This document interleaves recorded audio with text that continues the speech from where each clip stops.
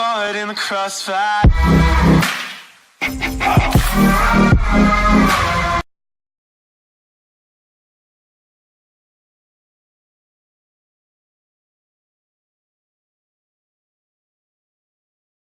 ma noqon kartid qof kale umana noolid inaad noqoto qof kalena adiga kuma noqon karo ma noolaan kartid nolosha qof kale sidoo kale qof kale ma noolaan karo noloshaada adigu ku nooshahay waad ka wada duwan tahay dadkaad ku agnooshahay dadka kugu agnoolina dhammaantood way ka wada duwan yihiin masalooyinka noloshaadu ay soo hordhigayso hayaankaad ugu jirto dhabaynta riyooyinkaaga iyo waxa ay noloshaadu ku saabsan tahay iyo su'aalaha inay noloshaadu ay ka jawaabta ay tahay intaad nooshahay waxaad kaliya ka jawaabi kartaa markaad ku qanacdo ahaanshahaaga waxaad u baahan tahay inaad adiga ahaato si aad uga jawaabto su'aalaha noloshaadu ku weydiinayso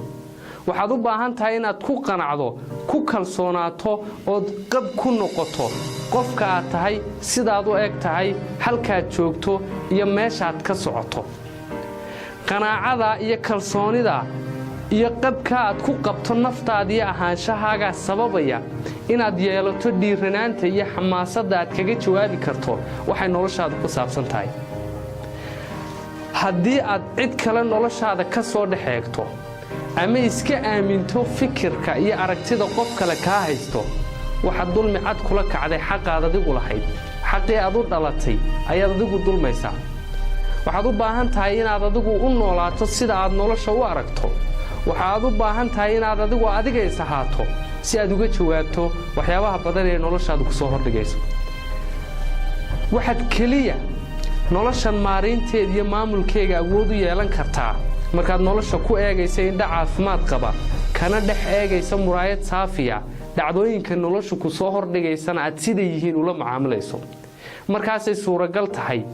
inaad maamusho nolosha aad adigu leedahay markaasay suuragal tahay inaad noolaato nololaad bilowgeega iyo dhammaadkeegaba adigu leedahay markaasay suuragal tahay inaad noloshaadu darajaday hadda tahay ta labaad iyo ta saddexaad ee ka dambaysay ka wanaagsaneed jeceshaa u qaado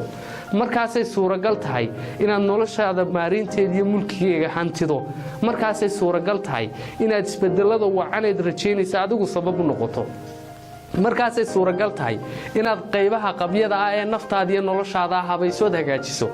markaasay suuragal tahay inaad noolaato noloshaad majeeratay markaasay suuragal tahay inaad ku faraxdo noloshaad haysato markaasay suuragal tahay inaad samaysato noloshaad mala awaalaysa inta badan